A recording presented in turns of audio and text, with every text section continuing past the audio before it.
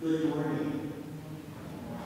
On behalf of Vanderbilt University Medical School, Medical Center, and Vanderbilt University, I welcome you all, both here in this chapel and those who are online, to this celebration of the life of Dr. Levi Watkins Jr., a man of the heart, a pioneering physician, a mentor, and civil rights icon who died on April 11th due to complications from a stroke.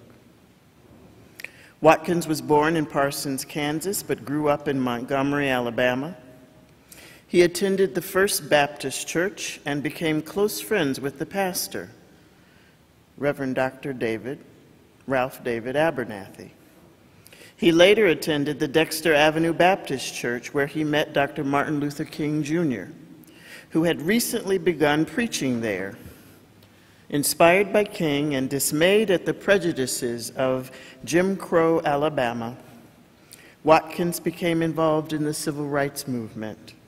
He joined the King-supervised Crusaders youth group and drove parishioners to the church in a station wagon so they could boycott the city's segregated bus system in 1956.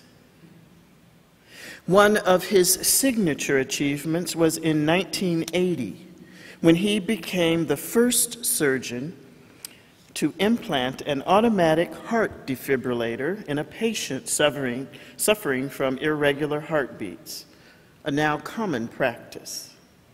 His brother, David Watkins, notes that his spirit lives on in the 3 million patients around the world whose hearts beat in a normal rhythm because of this implantable device. Dr. Watkins gained as much renown for his work to diversify the medical profession as he did for his premier work in defeating and battling forms of heart disease. He joined Johns Hopkins Hospital in 1970 after graduating from Tennessee State University and then from the Vanderbilt University School of Medicine, where he was the first African American admitted to graduate from the school. At Hopkins, he became the first African American to serve as the chief resident in cardiac surgery. In 1979, Watkins joined the admissions committee of Johns Hopkins University's medical school, and thanks in large part to his efforts, by 1983, minority representation at that school had increased by 400%. Watkins was promoted to full professor of cardiac surgery in 1990. He was awarded a Medal of Honor as an outstanding alumnus of the Vanderbilt Medical School and has been given honorary doctorates by Sojourner Douglas College, Meharry Medical College, Spelman College, and Morgan State University. In April of 2010, he was awarded the Thurgood Marshall College Fund Award for Excellence in Medicine. A man of the heart who would say, "All my work since the integration of Vanderbilt University has been about inclusion, equity, and opportunity." Outspoken yet humble, he never took his success for granted and worked tirelessly to help create the next generations of African American doctors and activists. I well imagine that if Dr. Watkins were here today, he would be joining the pastors, politicians, community leaders, and even gang members who have taken to the streets of Baltimore to calm the roiling crowds of violent unrest and point the decades-long buildup of anger and injustice and inequity into an effective protest against racism in systematic form. It is good that we gather here today to celebrate Dr. Watkins, who believed in a better future and dedicated his life to help us all reach it. Members of Dr. Watkins' families are joining us today via live stream, and you will hear from them a little bit later in the service. For now, will you join me in a brief prayer? God of tears and the mysterious silence, God of suffering and God of hope, you have made for everything a season. This is the season of our sorrow, of our grief, and we pray for the grace to deal with our loss and to celebrate a life lived well. We remember the promise made to those who mourn, yet too often it seems that comfort is beyond our grasp. We know that we cannot bear this burden alone, and so we gather together with our memories, with our sorrows. Yes, the death of our brother Levi has created an empty space among we the living, and yet we the living must carry on. May we be patient with our grief and rest ourselves in the blessings of your divine love and grace. And those gathered who could said, Amen.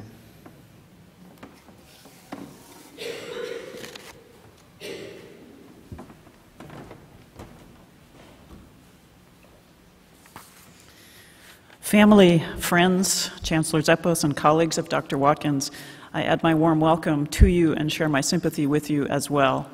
My name is Pastor Gretchen Pearson. I serve as Associate University Chaplain, and although I never met Dr. Watkins personally, I have been privileged to listen to him speak online, and I have heard Dr. Watkins share themes of deliverance and perseverance, of healing, and of believing in the poor and the downtrodden, and of we, all of us, being children of God.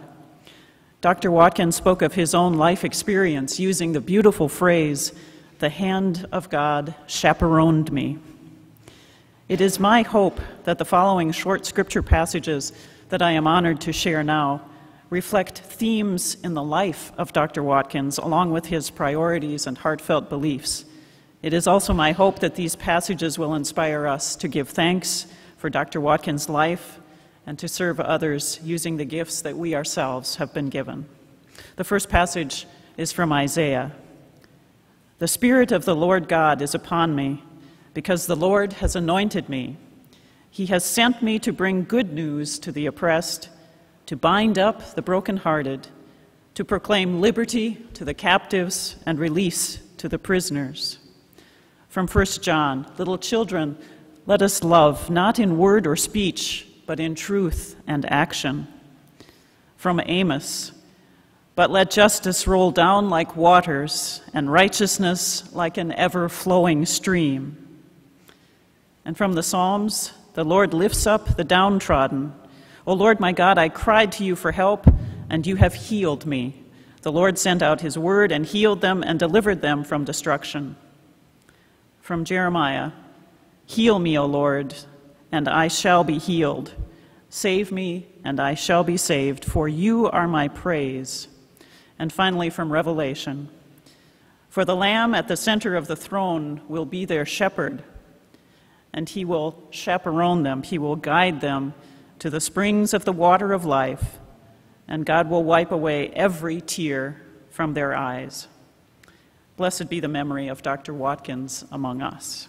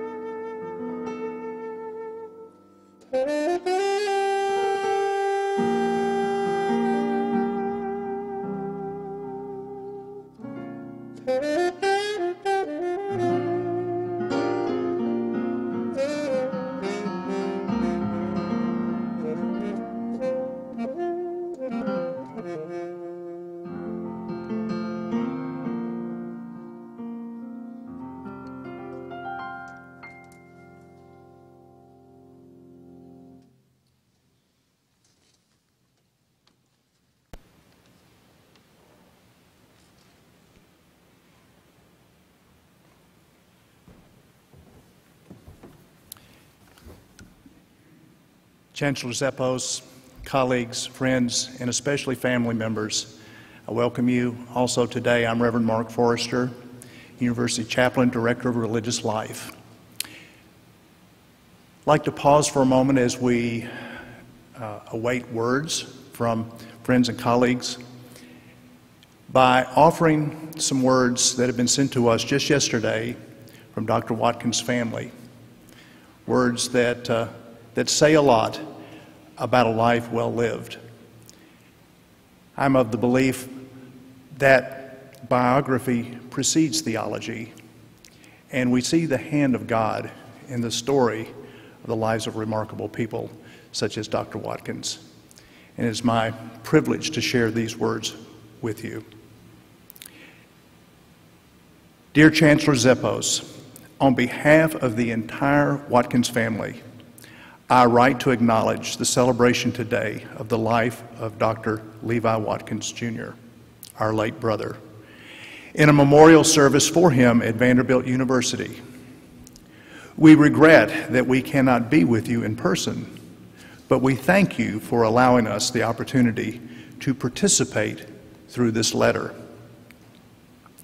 Please know how grateful the family is for the outpouring of love and support we have received from you, your faculty and staff, and Vanderbilt students and alumni in the days since Levi's death.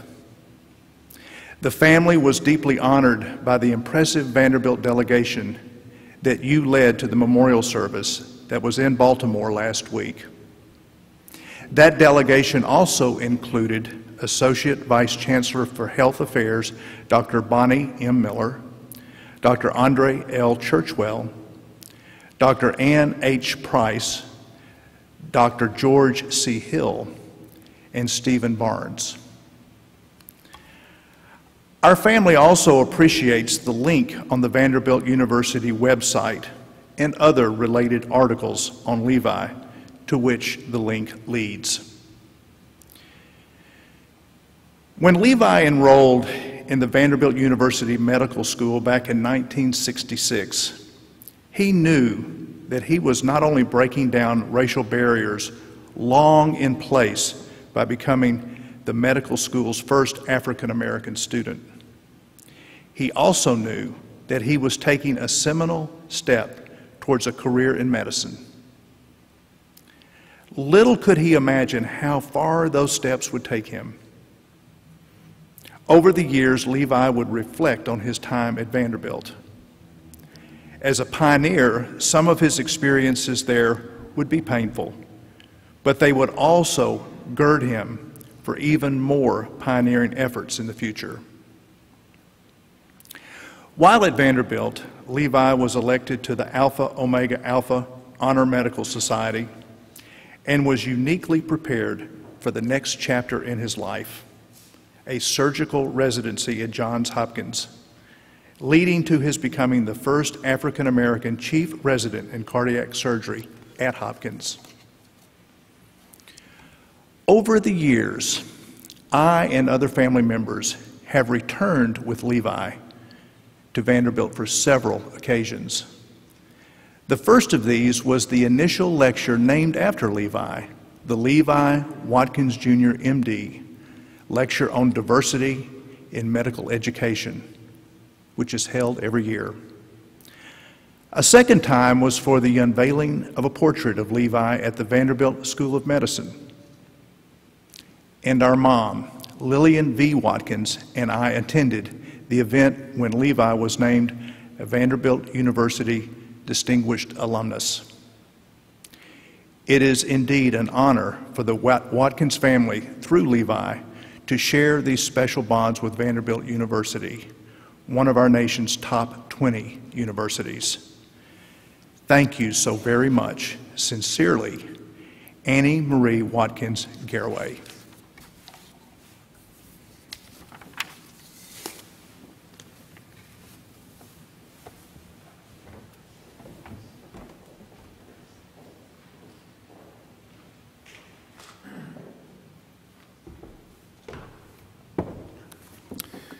Good morning. I'm Jeff Balser. I'm the Vice Chancellor for Health Affairs and Dean of the Medical School at Vanderbilt. I'm honored to be here. Dr. Levi Watkins Jr., he was willing to let us call him a pioneer and a champion of racial equality. He didn't particularly like the word diversity. He felt it was too soft. He preferred we use the word equality, as its meaning was unmistakable. Equality is even a mathematical term, and it does not compromise. Levi would say, people either have equal rights or they do not. With painstaking attention to true equality, Levi broke down barriers at two of the nation's oldest and most prestigious medical schools, and along the way, as if it wasn't enough, was an innovator in cardiac surgery who changed the future for patients around the world. What fewer knew, and many of us who knew him well probably valued above all else, was his love of people. For some of us, that translated into a gentle kind of mentoring, support we all need at special times in our lives. There are two experiences I'd like to share. One was as a young faculty member at Johns Hopkins in the 1990s. I traveled to New Orleans to the American Heart Association meetings where I was to receive, or actually, I was competing for a research award, as many of us do. It was scary. As the moment came, it seemed like there were 1,000 people in the room all ready to attack me. It was an ocean of grumpy, dour faces. I was convinced that my performance on that day would do nothing more than confirm everyone's suspicions, including mine, that this boy from Indiana really didn't belong there and that he was in way over his head. So as I stumbled up to the podium in my brand new suit, I unavoidably looked in the front row. And there was Levi. It struck me that he had come all the way from Baltimore just to be there for me. He had a huge smile on his face, as if he was laughing with me at all those folks I imagined were just waiting for me to stumble. And in that moment, I thought about who he was and what he had done in conditions where the stakes were so much greater than mine. His smile melted my tension, and the day turned into a celebration as we shared many things together. Some years later, I was offered an opportunity to return to Vanderbilt to play a role in building the medical center's physician-scientist training programs, and it was attractive but seemed risky. In those days, Vanderbilt's Medical Center was just beginning a journey to grow research in many of its clinical departments, an area where Hopkins had long enjoyed secure leadership. And of course, I consulted many people who just elevated my anxieties about leaving the nest, but not Levi. Levi was loyal to Hopkins, but he also knew Vanderbilt, and he knew me, and he read me like a book. His words were simple, powerful, unequivocal, true to his style and his character. He said, "Jeff, Vanderbilt is a special place, and it is your place. You must do this. You are called to do this. Don't be afraid." Those are words I will never forget, and made my decision far easier because in the end it wasn't about me. He asked me to remember that the decision was about service and that each and every one of us are called to serve, to make a contribution when we can. Imagine what was going on in Nashville in 1966, the year Levi entered the medical school at Vanderbilt. Nashville had only begun to desegregate its public facilities a few years ago, and our city was racially divided as any major city was in the South. And when Levi graduated 4 years later, he was still the only African-American student among approximately 200 in attendance at the time in the medical school. Today, because of the doors he pushed open nearly 50 years ago, we're recognized by the American Medical Association and the AAMC as a model for diversity in medical education. That, I do believe, is something no one would have predicted in 1966. In 2002, Levi Watkins gave the first lecture at Vanderbilt named in his honor, and in those comments, and even in recent interviews, he would applaud our progress, but also repeatedly asked us to stay focused and true to the continued struggle of racial equality. He predicted Vanderbilt will have to face an even greater challenge to keep diversity moving forward. Nothing could be more certain. Our promise to you, Levi, is that we will carry this challenge you named as we inherit the struggle you began here a half a century ago. He would tell us we are called to do so, and he would tell us that we must not be afraid. Thank you.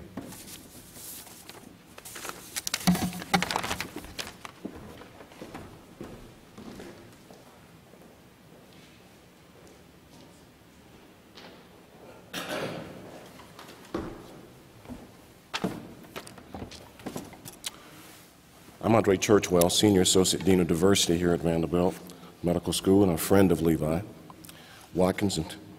And Levi was a friend, he was a mentor, he was a biomedical researcher, he was a Baptist preacher, a confidant, a role model, civil rights advocate, and a teacher. These are just a few of the adjectives I can use to describe Levi Watkins Jr. He was so much more than what could be described by a single or a group of descriptors. As reflected in his life of service, he treated all he encountered with equanimity and respect, from the janitor at Johns Hopkins Hospital to the Chancellor of Vanderbilt University.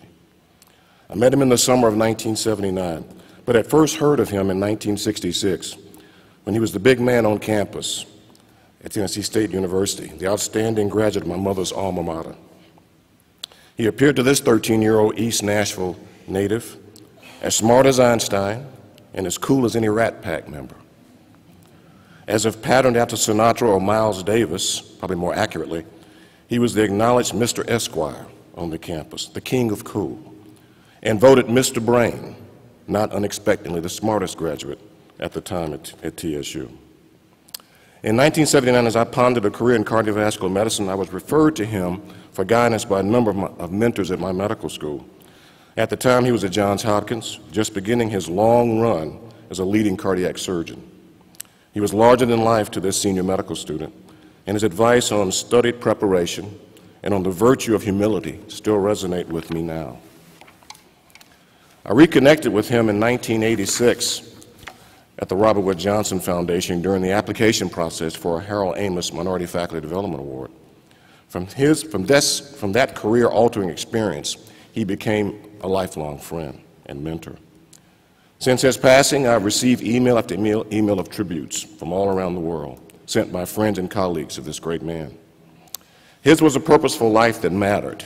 In Tennessee State University, Vanderbilt University, the Vanderbilt University School of Medicine, Johns Hopkins School of Medicine, and scores of minority students around this great country have benefited from his wise counsel, friendship, buoyant optimism, and humor. The noble ideas expressed by the iconic civil rights judge Elbert Tuttle Sr. in his valedictory address in 1957 to the Emory graduating class best describes for me Levi's life of service. Dr. Tuttle said, and I quote, "Do not be a miser, hoarding your talents and abilities and knowledge, either among yourselves or in your dealings with your patients. Rather be reckless and spendthrift, pouring out your talent to all to whom it can be of service. Throw it away, waste it, and in the spending it will be increased. Do not keep a watchful eye, lest you slip and give away a little bit of what you have sold. Do not censor your thoughts to gain a wide audience. Like love, talent is only useful in its expenditure, and it is never exhausted. Certain it is that a man must eat, so set what price you must on your service. But never confuse the performance which is great with the compensation, be it money, power, or fame which is trivial. The richness of life lies in the permanence of the performance, which is above and beyond the call to duty. Levi now stands shoulder to shoulder with Charles Drew, Osler, Stead, and other giants who went before him, all men who changed medicine and its culture. He will be irreplaceable. Thank you.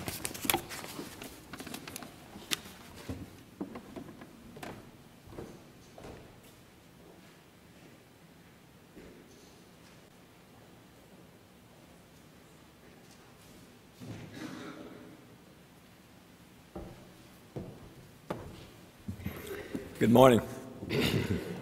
I'm John Tarpley, and I often tell people I'm like the most blessed person I know.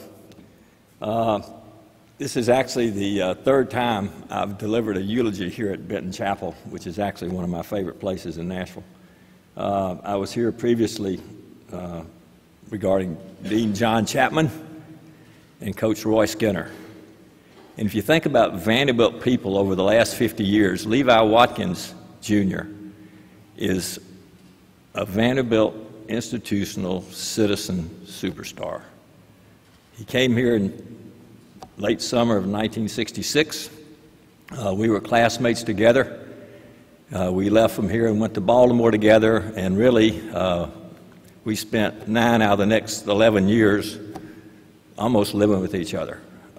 He went to Harvard to do his 2 years of physiology research. I went to Bethesda.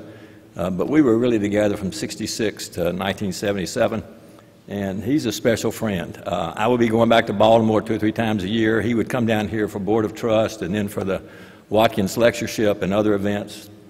And I got to meet his mother, got to meet his sister, know about his brother, and I'd like to just share a few thoughts.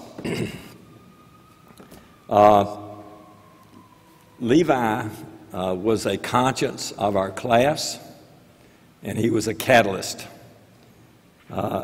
He not only talked the talk, but he walked the walk. There's a proverb from Africa, a statement that basically say, when you start praying, we want to see your feet moving. Levi talked and moved, and he was effective. He had great people skills. He could be tough. He could be in your face. He could call you baby. He was fun. He was a fun trip to be around. And actually, he was supposed to have been back in Nashville this past Thursday.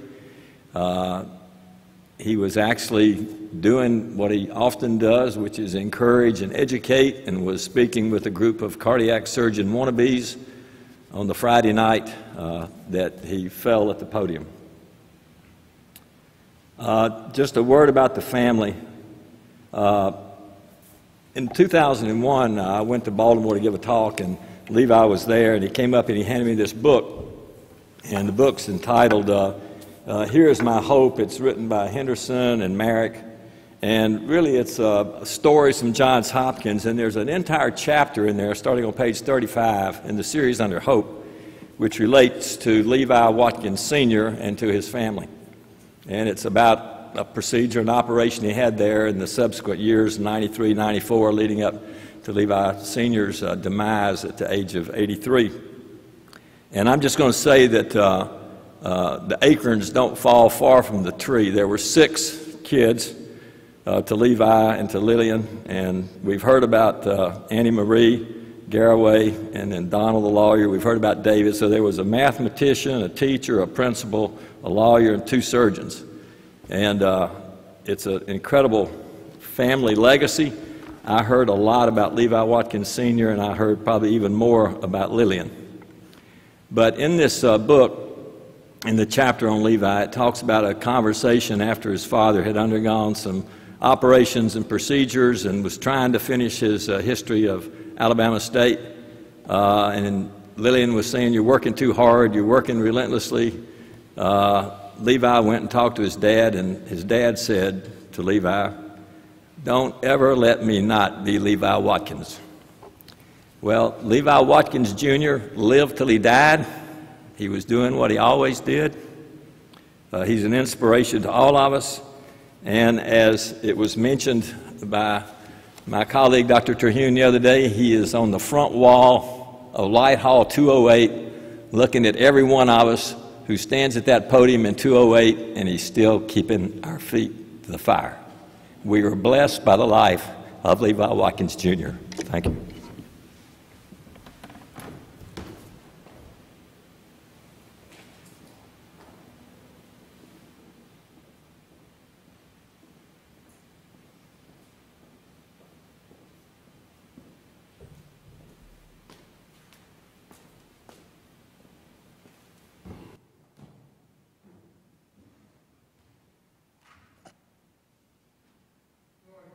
My name is George Hill.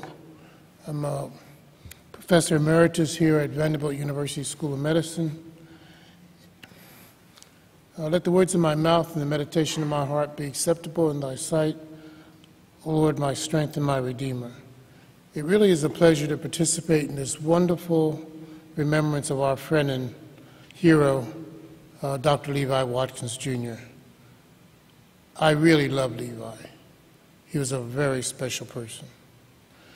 A friend, James Hildreth, the next president of Meharry Medical College, recently wrote, Dr. Watkins' life and work illustrate how one person at the right time and in the right place can profoundly change institutions and their culture. At Vanderbilt, Levi integrated our medical school, and since then, hundreds of minority students have followed him to become physicians. Since 2002, we have honored his excellence each October with the Watkins Lecture, recognizing leaders of diversity and inclusion in our medical center. His portrait, requested by Vanderbilt Student National Medical Association in 2005 and supported by the former dean, Steve Gabby, hangs in our largest lecture hall. What I admire most about Levi during the years here from 1966 to 1970 was that he was not only the first African American in our medical school, but he was the only African American for 4 years. Levi was a man of courage, character, commitment, and conviction, the true definition of a leader. He was courageous. He was our first African American student and knew that the 4-year journey would have difficult challenges. He faced these challenges with dignity, strength, and God's support and grace. He was a man of deep, deep faith. He knew who he was and whose he was. He had the courage to live his own life. In our many conversations together, Levi made it clear that during the time here, he often heard Isaiah's words. Do you not know, have you not heard? The Lord is the everlasting God. He will not grow tired or weary. He gives strength to the weary and increases the power of the weak. Even youth grow weary and tired, and young men stumble and fall. But those who wait on the Lord shall renew their strength. They will soar with wings like eagles. They will run and not grow weary, and they will walk and not faint. Dr. David Patterson, a Vanderbilt graduate of 1985 and currently a member of the Board of Trusts, noted that it required courage of Levi in 1966 to come to Vanderbilt, and also courage of then Chancellor Alexander Hurd and Dean Batson to make it happen. They also are to be commended. As for character, Levi was a man of high integrity and never wavered, treating all with respect, honesty, and kindness. To say anything different really bothered him. A man with commitment, Levi was, as noted by so many today, a true mentor of all, especially students as well as faculty, physicians, and friends. In fact, as noted, he was mentoring when he passed. Levi stood with conviction for his beliefs and was prepared to say so anywhere, and thus he gained our respect. Students admired his tenacity, mentoring, and creativity. faculty were in awe of his persistence and unwavering commitment to justice and to medicine, and administrators, as you've heard, respected his wisdom. Levi spoke at the first Levi Watkins lecture in 2002, as our dean has noted, and at the 10th in 2011, when he then focused on his team's research to implant the defibrillator. Yet he had humility. His brother Donald wrote a very moving remembrance only an hour or two after his death, and noted that after being nominated for the Nobel Prize, Levi said that if he was chosen for his official delegation, he was going to take the hospital orderlies, the janitors, the lunchroom workers, the laundry room employees, and operating room nurses who welcomed him when he came to Hopkins. These were the people who comforted and supported and inspired him during his early years. He would accept the award in their names and in their honor. Now, that would have been a delegation. We cannot forget, my friends, that Dr. Watkins was an African-American male physician. We've lost one. As Levi mentioned more than once here at Vanderbilt, as we increase broad diversity at the institution and our numbers of minorities increase, we must continue to increase the number of African-American males who attend our medical school, who then will become mentors, healers, and role models. Levi often said that we must address this need.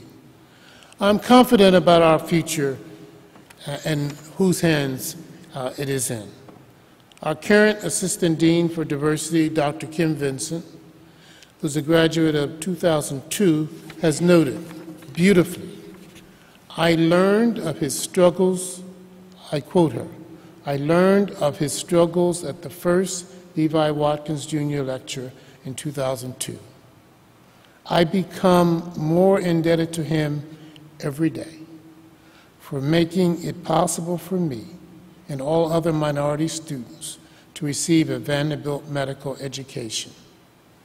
I do hope that he knows that our collective successes are due in large part to him. Kim, he does. Another Vanderbilt graduate, Dr. Rhea Boyd, who graduated in 2010, is now practicing in the Bay Area, noted on hearing of Dr. Watkins' death. Dean Hill, I am so sorry to hear of his passing. I remember when I met him, both at Vandy and at Hopkins on an away rotation. He had the kind of spirit that you felt when he came in a room. He was an incredible doctor, advocate, mentor, and human being. She added beautifully, the world was better because he was here, and that's all you can really hope for in life. May he rest in eternal peace with our Father. In closing, Dr. Watkins ended his last lecture here in 2011 with a quote from Tagore, the Nobel Prize winner in literature in 1913. And Tagore wrote, I slept and dreamt that life was joy, but I awakened and found that life was service. And then I acted, and behold, service was joy. And Levi added, that is what Vanderbilt is about. Service and joy should be your mission, your passion. When you have joy, it will help with diversity. When you have service, that will help with diversity. He concluded, so I challenge you today to keep this thing going. The diversity initiatives, the awards, the lecture, it has been a good ride.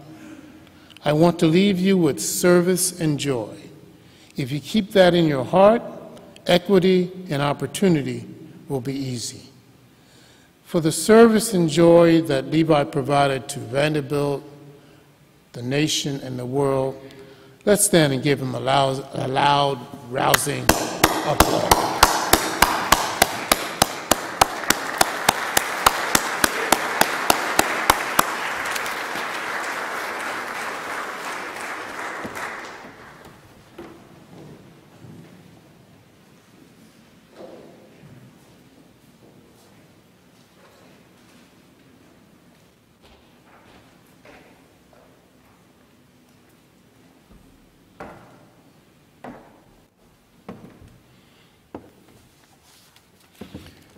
privilege to be here.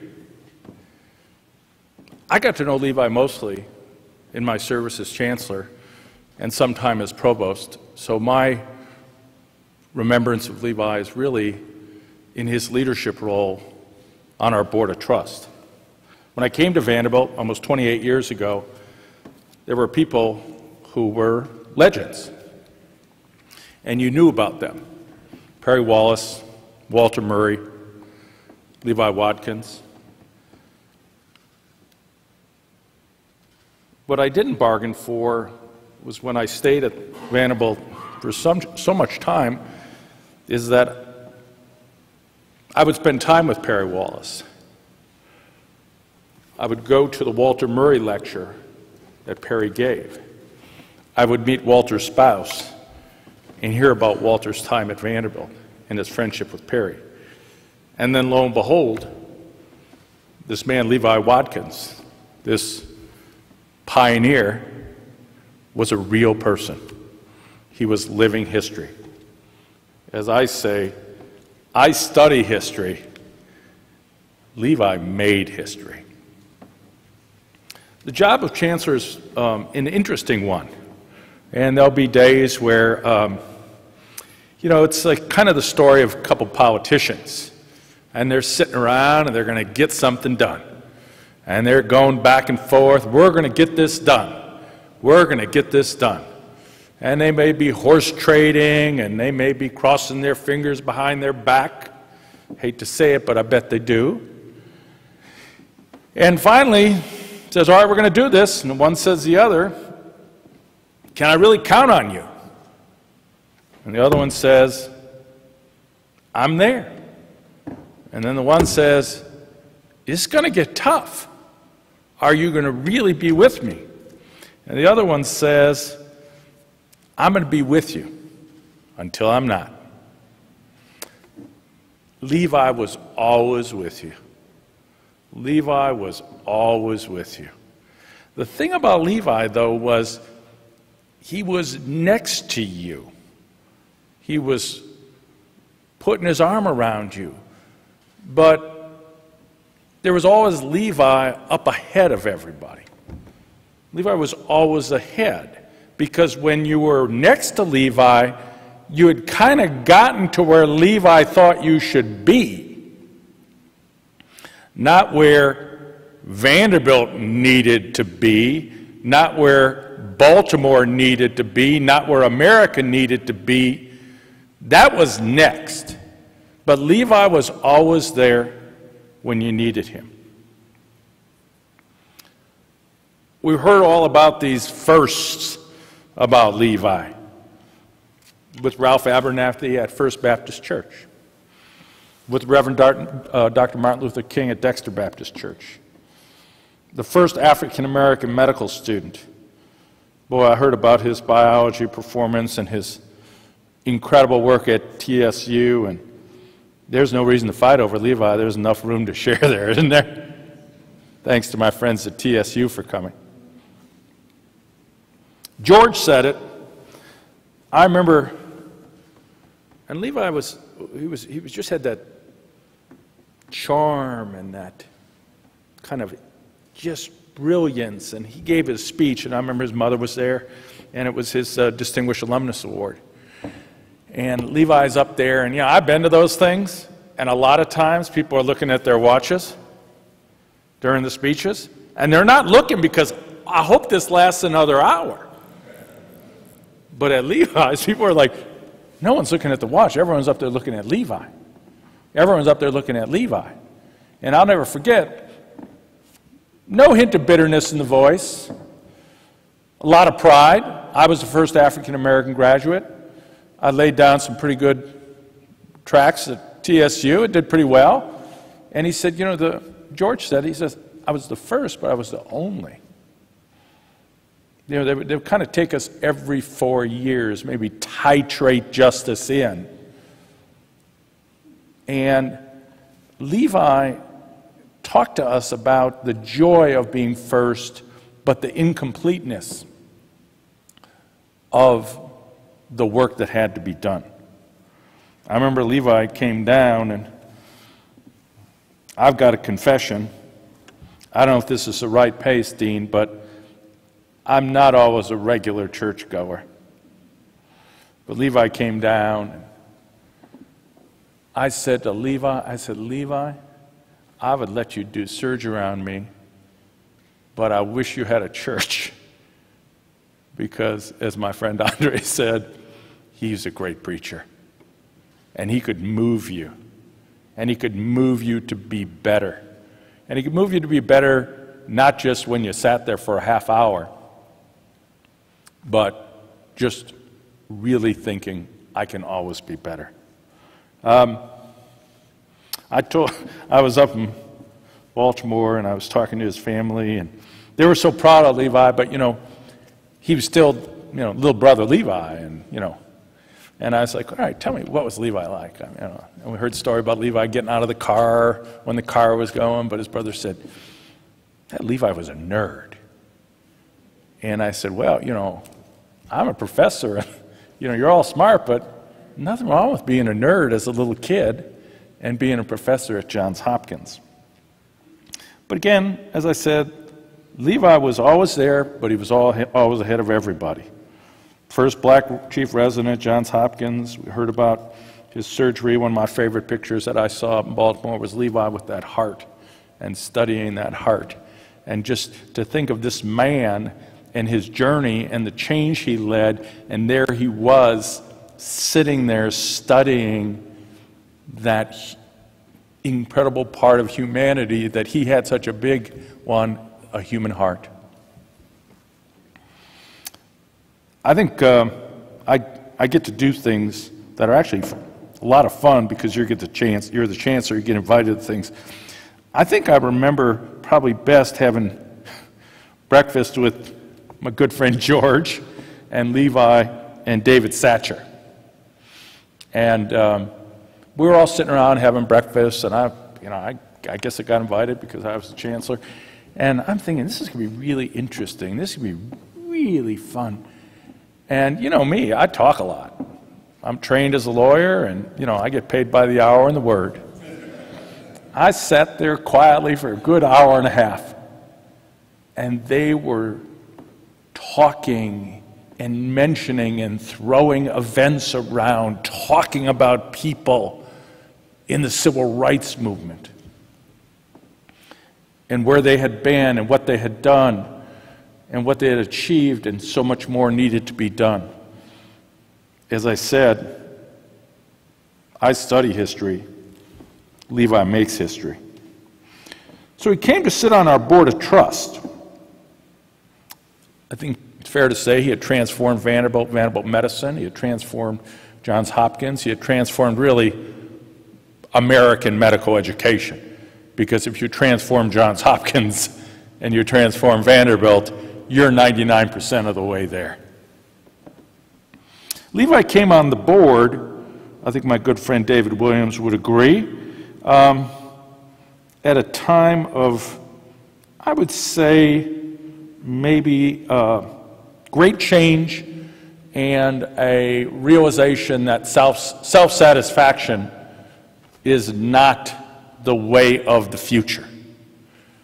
And Levi came on the board, and I would say Levi came on the board at a time of civil,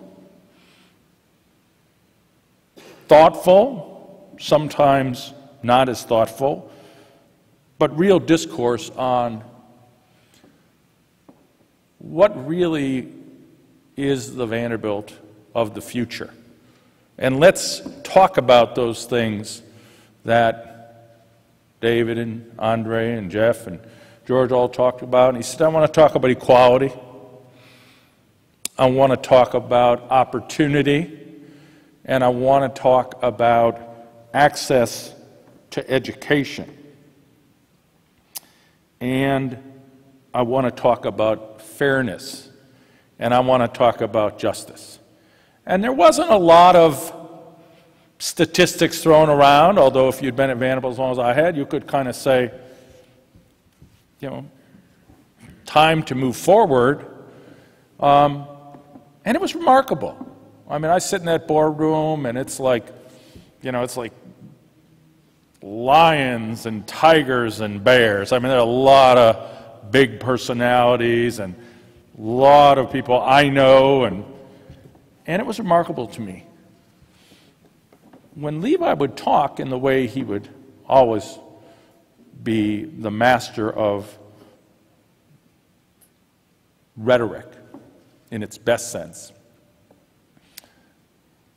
they would just listen, and they would sit there, kind of like lions perched on those little stools that you see. And they would just listen and hear Levi. And, of course, I had certain views, and Jeff and David and now Susan and the team. We have certain views on what Vanderbilt could be. But it's not always as easy to sit in a room with people who maybe like the way it is. And Levi was very familiar with that. I mean, this wasn't new to Levi. It just happened to be 2008, 2009, 2010, whatever. So I really leaned on Levi, and I think we all did. The other area where I'll tell you where Levi would just kind of, it was like they would sit riveted. And we're sitting there, we're talking about dynamic changes in healthcare, the Affordable Care Act, the question of access, the question of more care for more people, the fundamental right to be well. And this bill and this law, as we know, is not without controversy and not without hyperbole about its many shortcomings. And Levi would sit in that room, and Jeff would get up, and he would present. And, you know, people would kind of look around the boardroom, and they're like, I don't know anything about case mix index. You know, I don't know anything about ICD 9 or 10. I don't know anything about DRGs. I don't know whether we should buy a hospital or affiliate with a hospital. And their heads are spinning. And there's no better leader than Jeff, but it would just be this moment, and then Levi would talk. And Levi would say, I really like how you're thinking, Jeff. And let me tell you what I think maybe you should keep your eye on. And as we went through dynamic change, seismic change, Levi was the keel. Levi was the lodestar. Levi led the way. And you think of those two areas that are prominent, difficult, controversial, political, distorted, and Levi's incredible, incredible leadership. I'm very pleased to say Levi has gazed down on us in Light Hall. Privileged to attend the Levi Watkins lecture. I'm very privileged to announce that I've secured from an anonymous donor an endowment for a Levi Watkins chair in diversity and medicine. Levi did so much. He died at age 70. And many of us are getting there or have already hit it as a speed bump. How could you take him so at such a young age? I think we all feel a sense of pride. I think we all feel a sense of humility. I love Levi. I'm deeply grateful. Levi could always say, I don't think that's right. But the other thing Levi could say, I think that's good. And that's how I think we made so much progress. Our work is really just beginning. Others have said there's so much more to do. I believe that in our country, progress can be made, but it's not inevitable. And I think, sadly, there's as much chance sometimes of going backwards as believing that there's a hydraulic machine that just on its own delivers justice as you tear away the pages of the calendar. I don't think that happens. And there's so much more to do. As was mentioned, we were in Baltimore a little more than a week ago. How can we say things are okay? How can we say that there's not work to do in America, in Baltimore, in Nashville, and at Vanderbilt? I would walk around campus with Levi, and I would see the students on campus, and I'd walk with Levi, and of course he's so friendly, so nice, he's so charismatic. And I would say to the students, I mean, it could be a law student, a divinity student, an undergraduate student, I said, come here, I want you to meet this man. And they would come up, I said, this is Dr. Levi Watkins Jr. And they'd look at me and I said, he's the first African-American graduate of our medical school. And I said, you can touch him. This is 1890. You can touch him. He's 10 years older than I am. And what that tells us is our history is a really short history, and that's in my lifetime. And if you can touch him, you know you're not even a quarter of the way there. You're not an eighth of the way there. And I just said to the kids, I said, remember, this man graduated from medical. You can touch him. So I think we all know Levi's watching. We all know he's next to us. We also know that he's way ahead of us. We all love Levi. And it's tough to say, Levi, you're not with us. But I don't believe that. Thank you very much.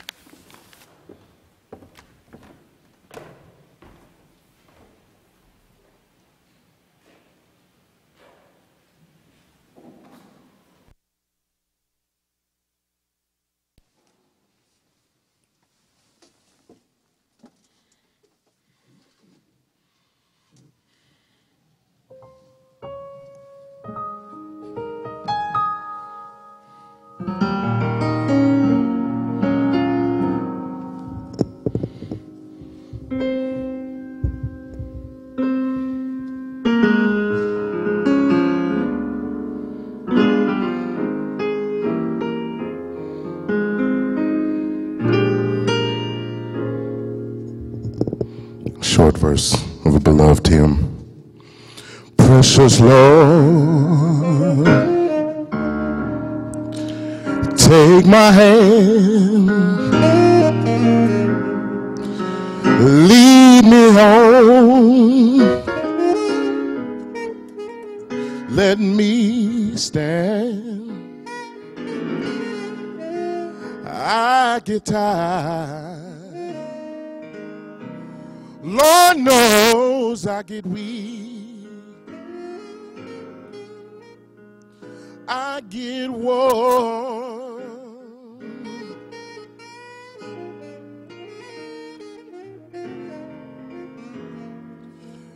Through the storms, through the night, lead me home, lead me, Jesus, to the light. Take my hand, precious Lord, lead me on. Go ahead, take a verse.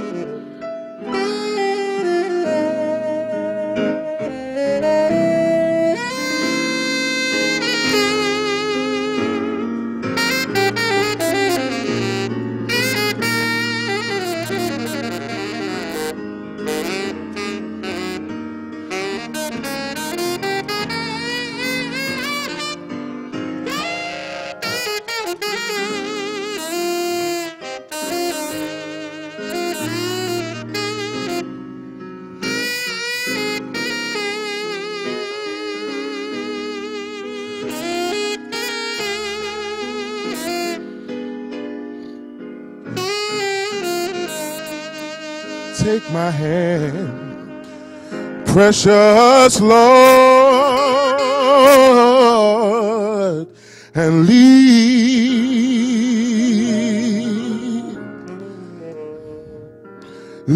me home.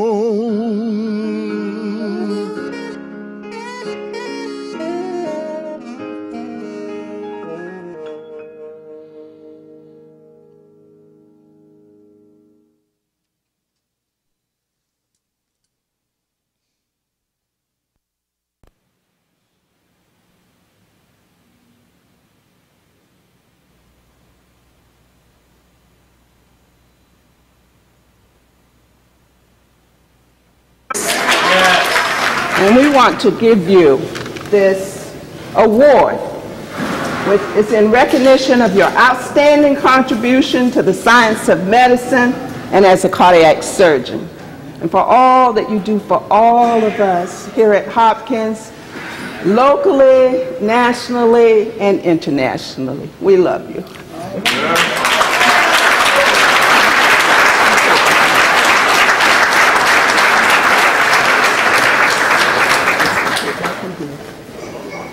Have you say a few words, and I'm going to sit down. I will say a few words.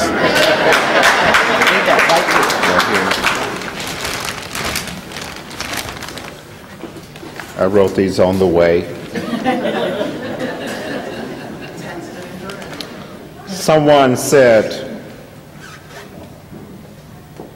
the finger of God never points you to where the hand of God will not deliver. When I was a young man, I don't know if we have any Alabama people here.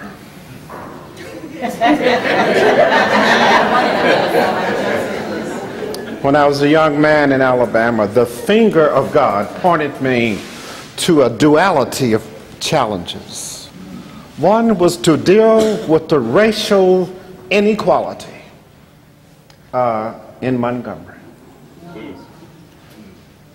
I brought that struggle to Baltimore. The other was to deal with the challenge of medical professionalism and expertise.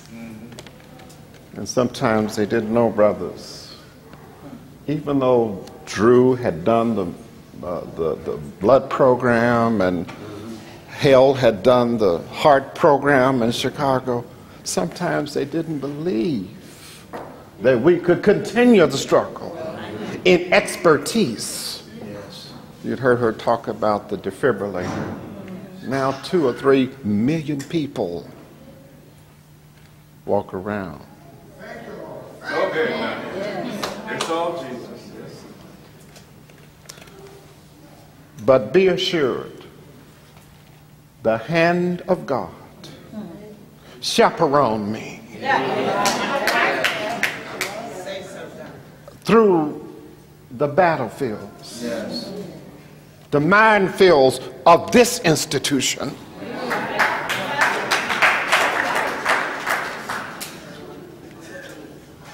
Still dealing with the minefields.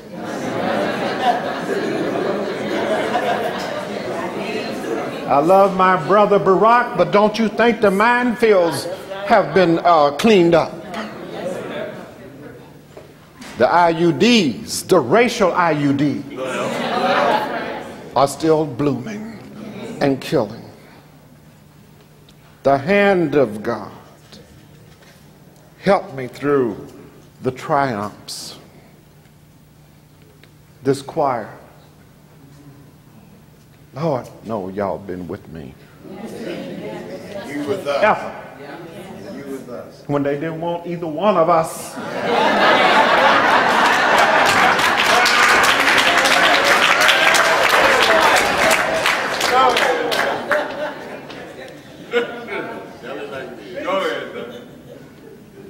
I thank you for this award. And I want to say that choir and everybody in the audience, follow the finger of God, because the hand will make it possible.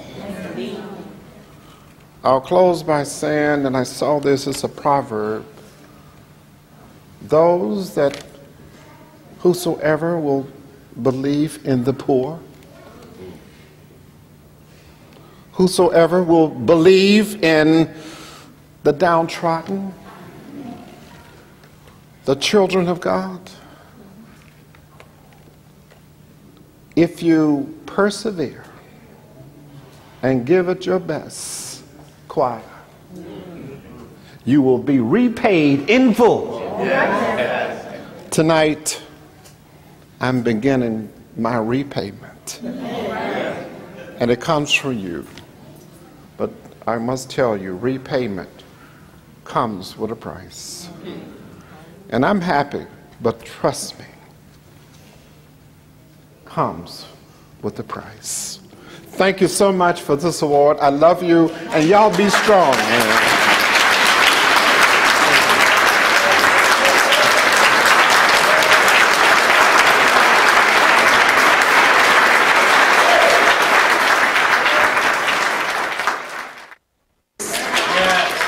And we want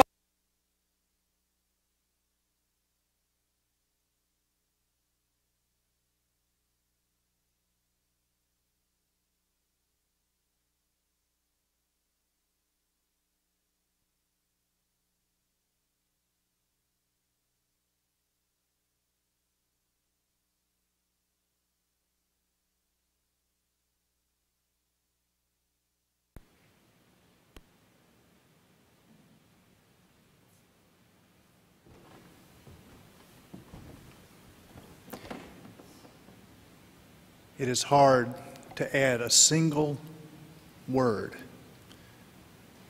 to the many words and the words that we have just heard of a life that's been pressed down and still teeming over with brilliance and eloquence and inspiration. So I add these words of peace and sending. Go now in peace. And along with Dr. Levi Watkins Jr., may we all follow the moral arc of the universe to do works, to support those in need, to offer healing, courage, strength, and peace. Let us go indeed into this world that is still hurting, knowing that His Spirit and His legacy emboldens us to do so. Amen.